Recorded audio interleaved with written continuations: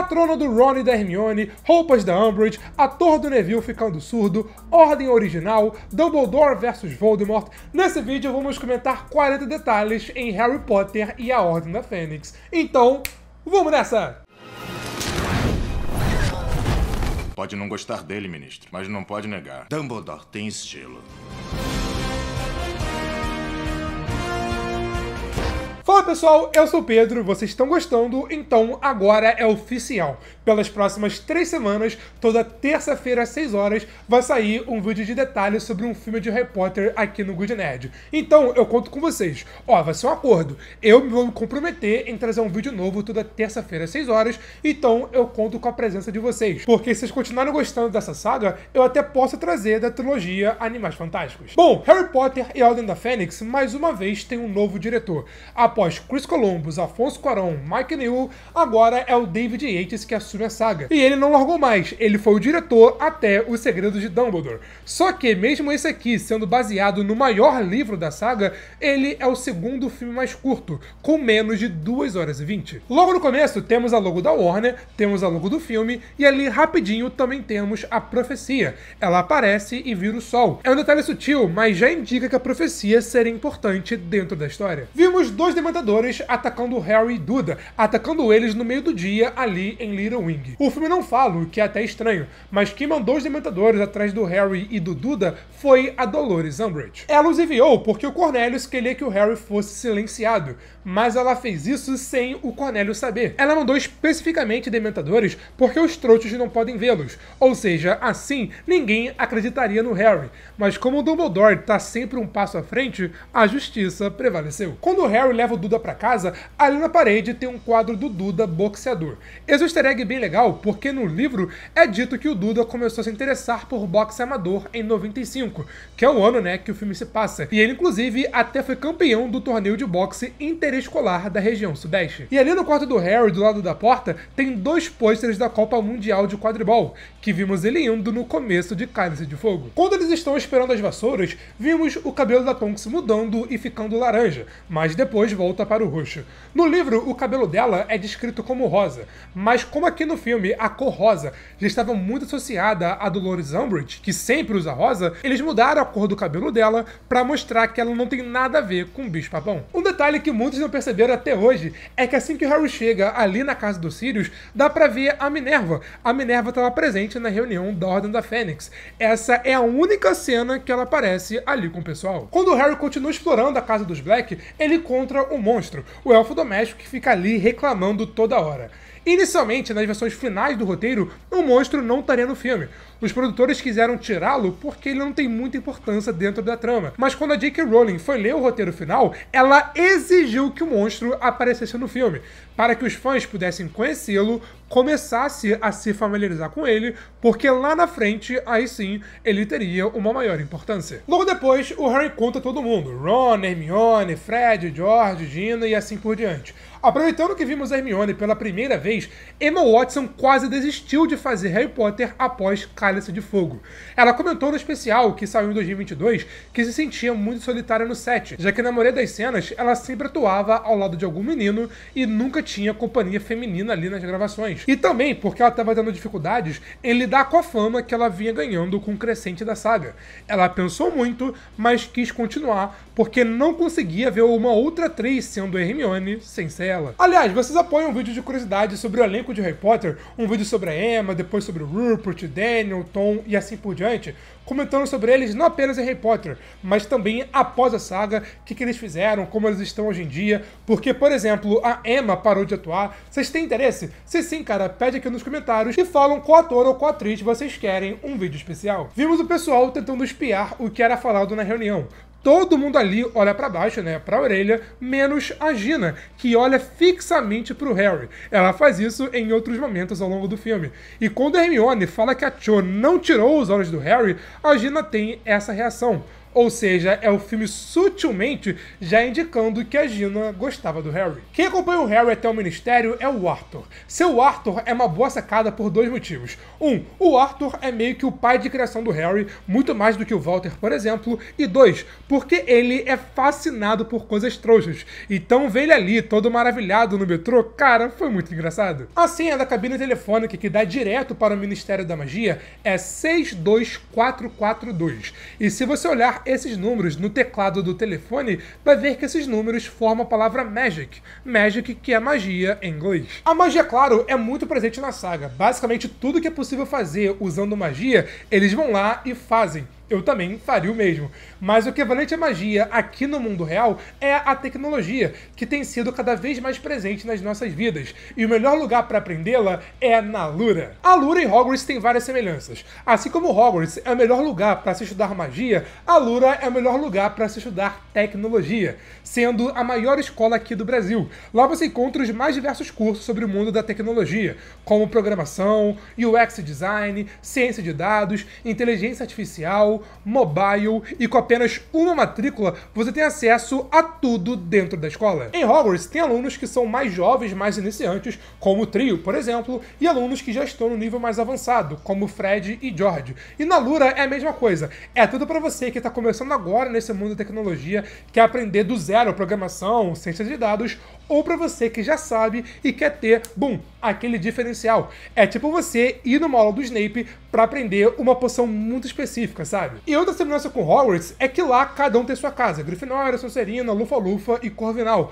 E na Lura é parecido. Lá, por exemplo, se você é um aluno de programação, você tem acesso a uma comunidade exclusiva no Discord só com programadores que são alunos da Lura. Pra lá trocar ideia, pedir ajudas, conselhos, networking e muito mais. Fora que, diferente de Hogwarts, a Lura é 100% online, então você pode estudar aí da sua casa. E dependendo do seu plano, você tem acesso à Lure, que é a IA da Lura, que vai ser meio que a sua professora particular te ajudando em tudo, e até acesso à Lura Língua, com cursos de inglês e espanhol. Então se você quer estudar tecnologia e ter aquele diferencial, na Lura é o melhor lugar para você aprender. Aqui na descrição eu vou deixar um link especial que te dá 15% de desconto em todos os 3 planos da Lura. Então aproveite e comece a estudar agora mesmo. Lá no Ministério, o Arthur fala que antes dos memorandos interdepartamentais, eles usavam corujas para mandar as mensagens, mas que isso não deu muito certo.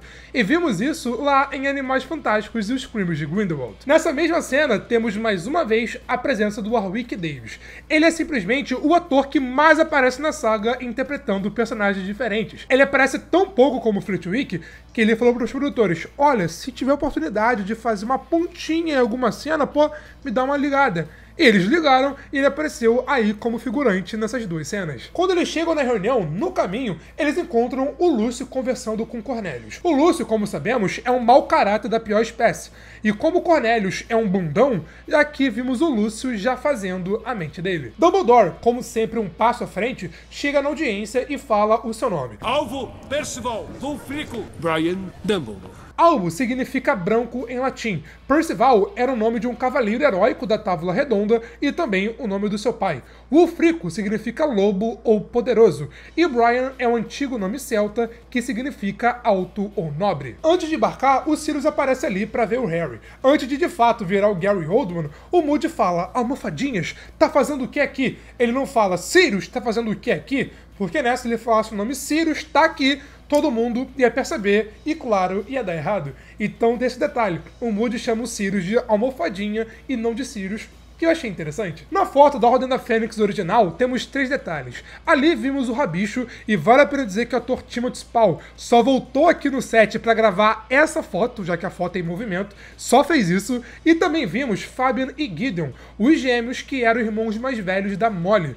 Os 2 foram interpretados pelos mesmos atores que fazem o Fred e o George. Outro detalhe é que ali no canto tem um pedido de like. Pô, tá vendo o vídeo até agora, tá curtindo, achando bem interessante, ainda não deixou o like? Para tudo, deixa o like, é de graça e sério, me ajuda demais. E se você é novo aqui no Good Nerd, se inscreve aqui embaixo e ativa o sininho para você não perder os próximos vídeos de Harry Potter. Porque lembrando, toda terça-feira às 6 horas vai sair um vídeo novo aqui no canal sobre Harry Potter, então passa aqui para você assistir. Quando o Harry Harry tá embarcando, ele vê o Voldemort vestindo um terno preto.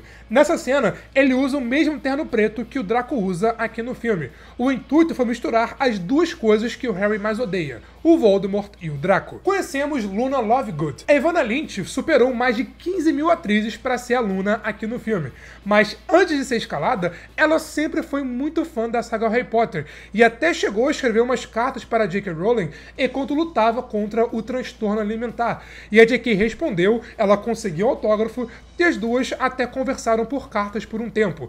Isso não teve nenhuma influência para ela ser escolhida. Os produtores só souberam dessa história depois, então não teve nada a ver uma coisa com a outra.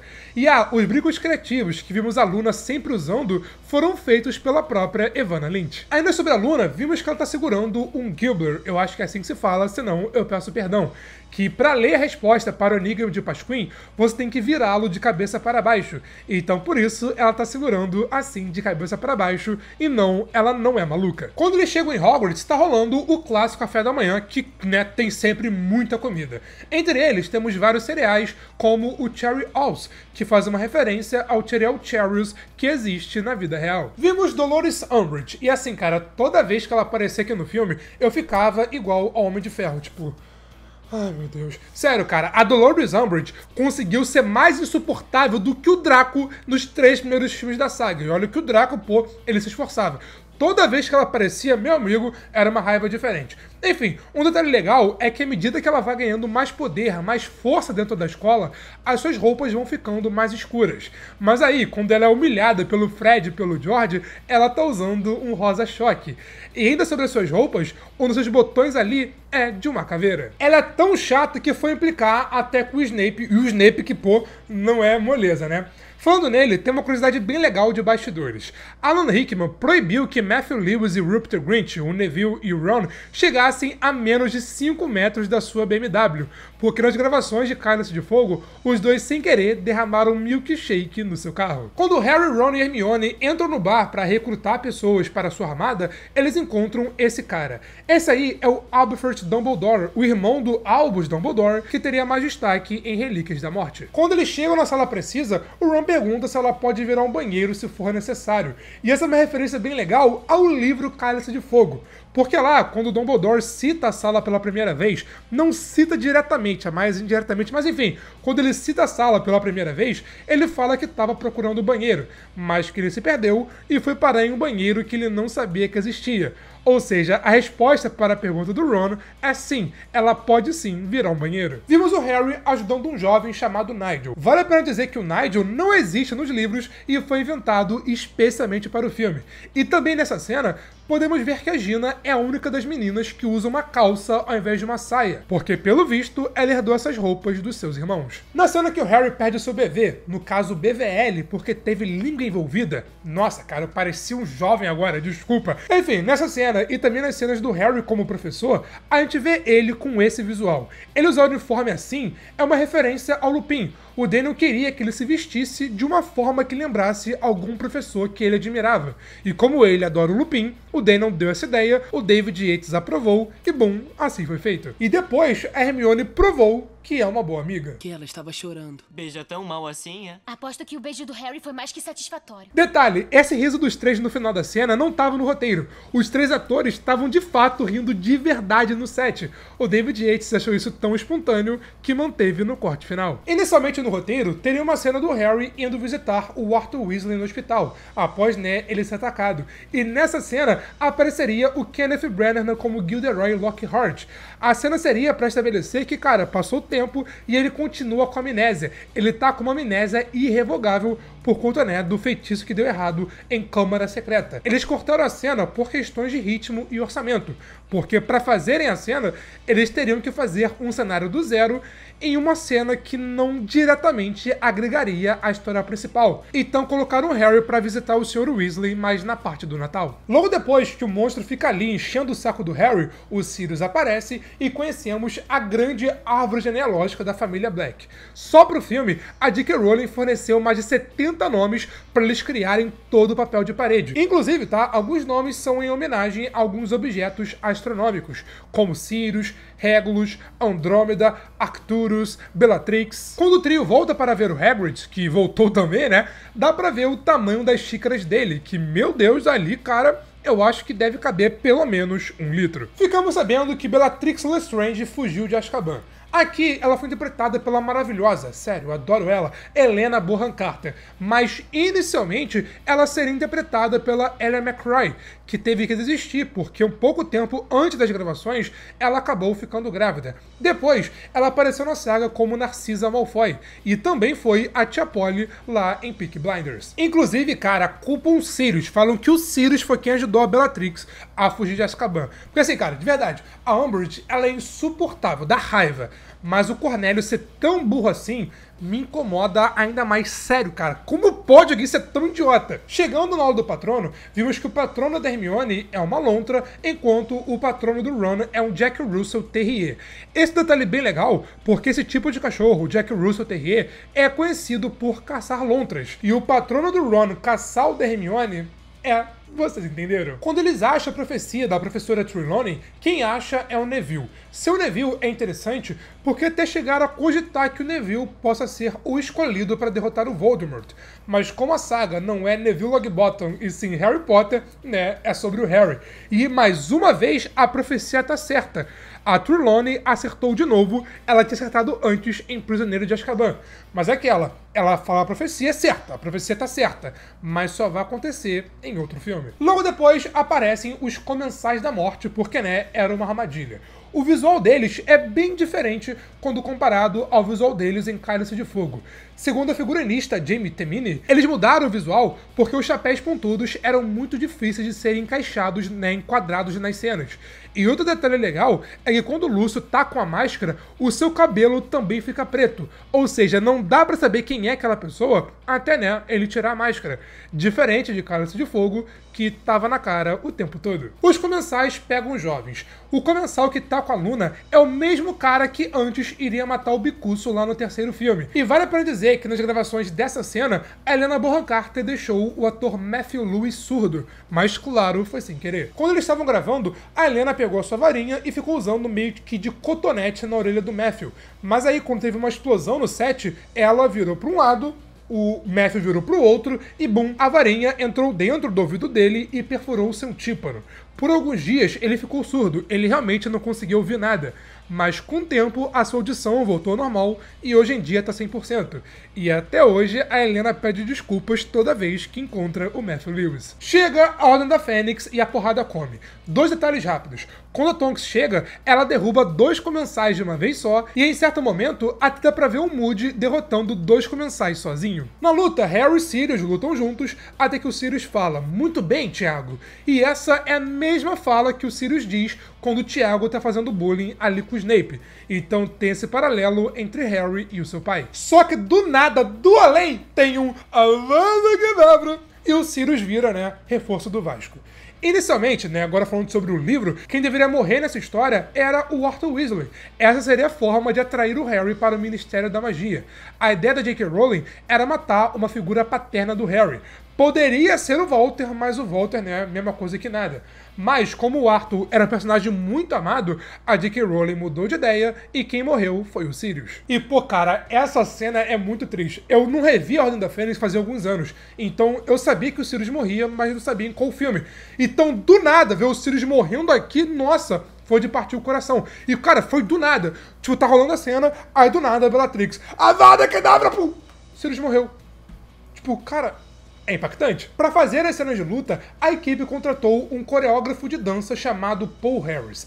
A ideia dele foi ter 5 movimentos básicos para a conjuração de cada feitiço. Então, ele trabalhou com o elenco para adaptar isso para cada personagem. Por exemplo, o estilo de luta do Lúcio é muito mais rígido, mais formal, enquanto o do Sirius é mais de briga de rua, mais espontâneo. Eu não separei nenhum detalhe, nenhuma curiosidade específica sobre a luta do Dumbledore com o Voldemort, mas eu tenho que falar sobre ela porque, meu amigo, que luta sensacional, que coisa linda. E o melhor, a luta vai muito além de ser o duelo genérico de feitiço, tipo de raiozinho pra lá, raiozinho pra cá. Tem muita criatividade que, nossa, deixou a cena ainda melhor e a cena finalizou da melhor maneira possível. Esse aqui talvez seja o melhor X1 dos filmes de Harry Potter. E quando o bundão do Cornelius aparece, dá pra ver que debaixo do terno dele tem o seu pijama. Ou seja, ele botou qualquer roupa e foi lá no ministério ver o que estava acontecendo. Literalmente na cena final, onde vimos a Gêmeas Patil descendo ali da carruagem, uma meio que toma cuidado para não esbarrar. Eu vi alguns sites falando que ela teve essa reação porque ela é capaz de ver um testralho, e por isso, né, tomou cuidado para não esbarrar nele. Ou será que a reação foi natural da atriz pra não esbarrar nele na carruagem? Fica aí o questionamento. Bom, entre Cálice de Fogo e Ordem da Fênix, sendo bem sincero, eu prefiro Cálice de Fogo. Mas a melhor cena dos dois filmes é o X1 do Dumbledore com Voldemort, que, meus amigos, é uma coisa linda. Qual dos dois você prefere, Cálice de Fogo ou Ordem da Fênix? Deixa aqui nos comentários. Terça-feira, às 6 horas, sai o vídeo sobre Enigma do Príncipe, mas, enquanto isso, aqui eu comento tudo sobre Cálice de Fogo, todas as curiosidades mesmo, enquanto aqui eu comento sobre o Prisioneiro de Azkaban, que até agora, esse aqui foi o melhor filme da saga. Mas foi isso, e eu te vejo na próxima. Valeu, falou e fui!